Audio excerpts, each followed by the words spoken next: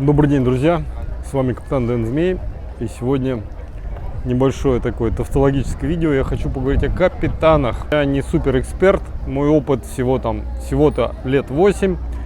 Из них это время школа, несколько учебных походов в составе команд, полгода на Карибах в самом начале, которые дали опыт, но честно скажу, капитан не сильно давал мне рулить, там не было такой договоренности, я платил за еду, за присутствие, не за обучение, поэтому я без претензий. К управлению яхтой я сильно изучил. Как член команды, да, я познал какие-то нюансы по ремонту, по обслуживанию яхты в том числе. Опыта именно управления было мало, хотя это было целых полгода на целых Карибах. Я сейчас работаю бейс-менеджером в одной из известных чартерных компаний. Я насмотрелся 15 лодок каждую неделю. Это 15 капитанов, порядка 300 капитанов.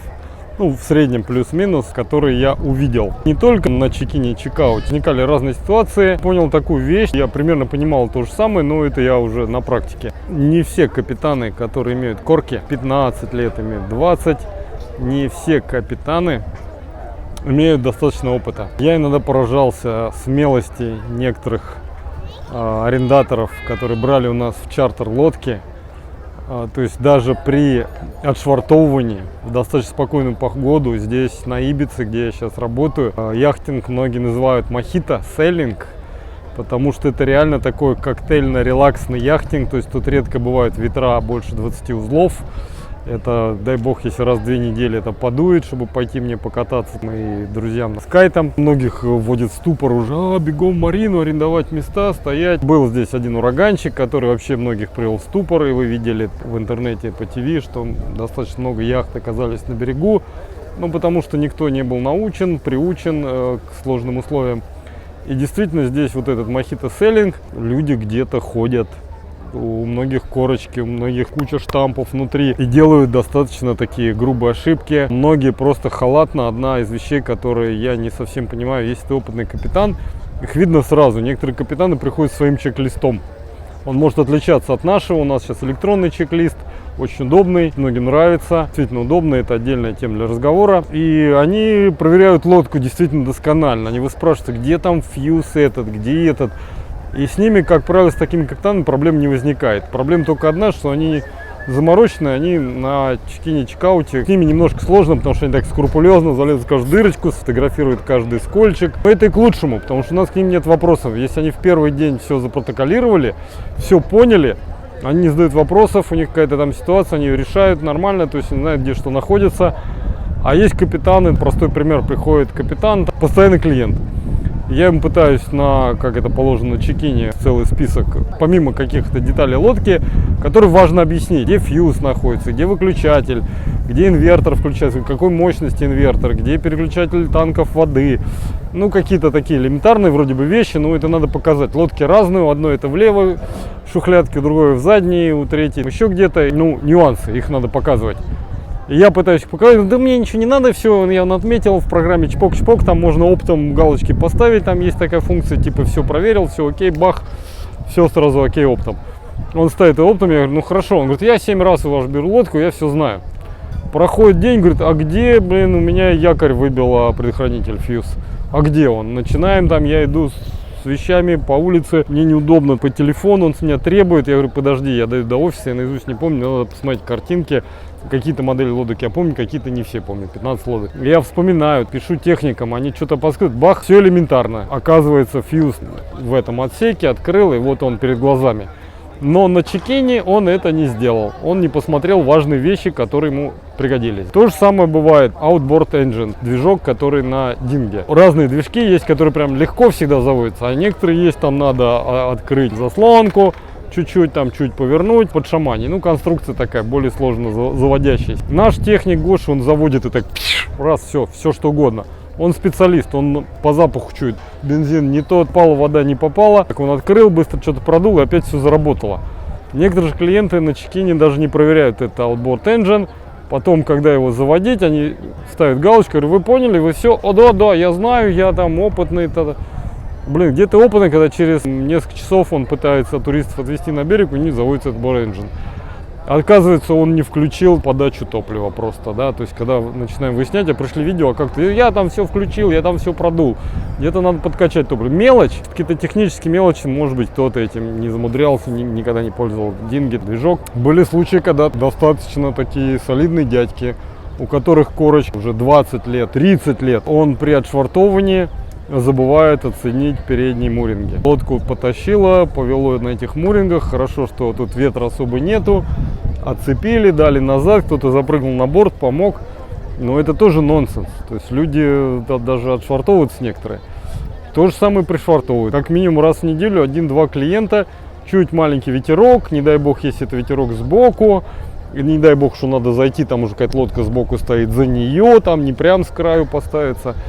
И начинается, нам нужна помощь, мы садимся на рип, и мы едем помогать этим клиентам швартоваться, потому что у них уже ступор, они даже на заправку боятся зайти, потому что, ну все, чуть-чуть ветерок подул, 5 узлов, их уже начинают сносить, и они не понимают, как что делать. Или выходят, забывают, что у них есть боут-растер, нос лодки занесло, вся толпа побежала отталкиваться с соседних лодок, называем немножко грубо, это олени. Да, олени, пришли не капитаны, а олени. Я не хочу сказать, что я какой-то супер капитан, я до сих пор учусь, я тоже делаю какие-то иногда ошибки. Мне удивительно, люди с 20-летним якобы опытом и больше-то себя так. Некоторые берут первый раз в жизни катамаран, тоже не умея. Ребят, вы платите достаточно большие деньги, это Ибица. Ну, можно в какое-то более дешевое место поехать. Я знаю, что место в школе стоит 1000 евро, там 1500 евро. Можно пойти на какие-то практисы, там есть экстремальные швартовки в конце концов.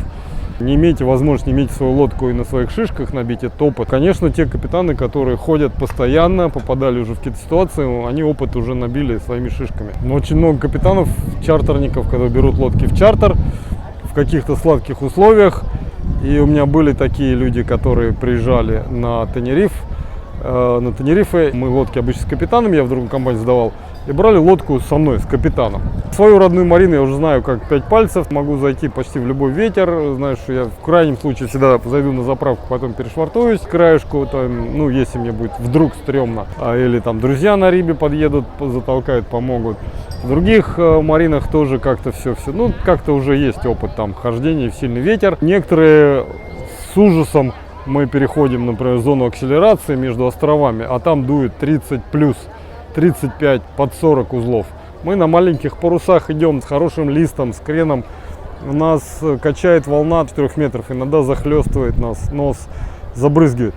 Получается, что они такие: бля, мы первый раз в жизни. Я говорю: вы сколько раз? Да мы уже раз 10 раз, там Турция, Греция, какой-то теплый сезон. Не попадали люди на волну, не попадали люди на ветер. Такой опыт, может быть, мохито-селлинга.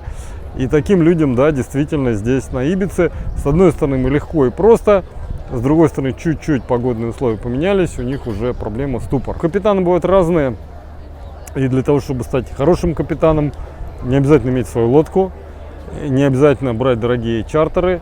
Я знаю полно капитанов, и приглашают, и капитаны-инструктора есть, которые набирают группы с учебно-познавательным походом. Это не просто поход, как вы пришли туристами, вас там покатали, может быть, дали за штурвал подержаться на какой-то ровной дистанции, может быть, там чуть-чуть вы там веревочки потягали, паруса поставили. Никакого опыта. Опыт начинается, когда вы идете по какой-то конкретной программе. То есть, если это гуру, если вы договорились, что вы идете на обучение, вы тоже должны сначала вот эту программу спросить: а какая у нас программа будет, а что мы будем делать? У меня один из моих учителей, который до сих пор, я у него иногда беру уроки, и по пришествии на Тенерифе я хотел бы еще у него несколько уроков, у меня есть вопросы там по парусам. Очень интересные давал знания, то есть к нему прилетали люди конкретно на обучение, то есть он прям гуру-гуру. Брали буквально почасовые уроки, это не очень дорого. Брали в аренду лодку за 100 евро в час, за 200 евро на полдня. Что-то ему платили за работу. И вот они в марине швартовались, выходили, ставили паруса. То есть там разного были уровня уроки. Но как бы там конкретно была такая практика. Он сидел рядом, показывал, подсказывал, ребята делали. И я то же самое делал. И очень интересные были, когда лодку можно боком, можно движком ее туда-сюда подкрутить, когда ты юзом заходишь. Какие-то такие нюансы, которые я за годы до этого я не знал. И не стесняйтесь пойти поучиться. Если вы чувствуете какую-то небольшую неуверенность, хотите более уверенно управлять яхтой, ну, таких гуру полно. Я знаю, среди моих знакомых минимум 5, кого я знаю, кто занимается обучением, кто набирает группы. И ценник там бывает лояльный, там от 500-600 евро в неделю, бывает там больше, ну, зависит от класса лодки, от количества студентов, от программы. И люди прилетают и поднимают свой уровень на следующий.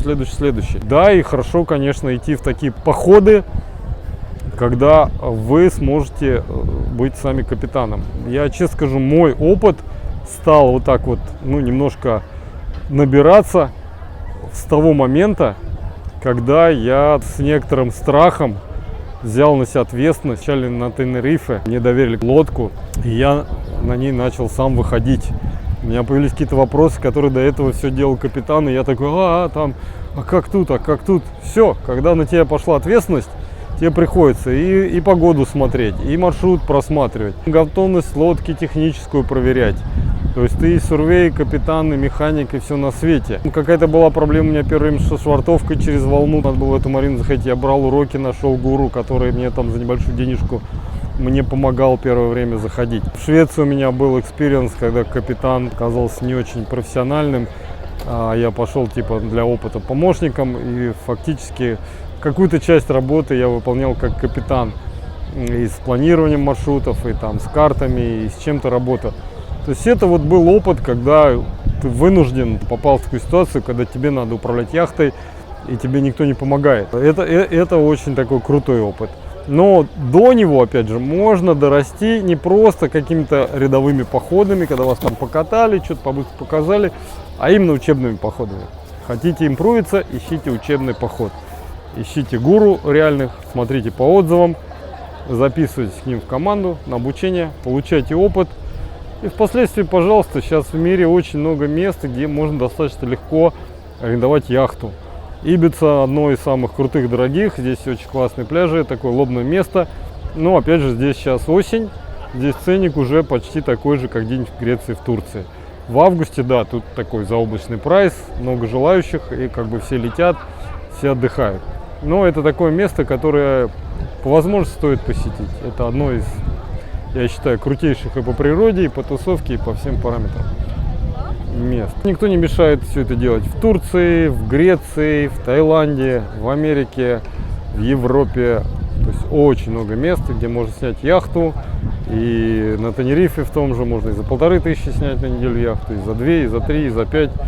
Как говорится, на любой вкус. И эта яхта не одного человека, там она 5-6 человек. Если вы набираете команду, если нет опыта, берите яхту с капитаном. И есть такие варианты, даже я вот с кем, ребята, работаю, взять капитана, инструктора, который вам предложит какую-то программу, и вы будете не просто кататься, а делать эту программу. Ну, в общем, это такое было бла-бла на тему капитанства. Может быть, немножко сумбурно, но тем не менее, что хотел, сказал. С вами был капитан Дэн Змей. Все еще учащийся капитан. Я только чуть-чуть научился управлять катамаранами. Но это прям такие базовые, такие, опять же, в мохито погоду. Я бы хотел по возможности взять еще уроки по катамаранингу. Потому что по парусным лодкам у меня уже все понятно. Всем пока, всем спасибо.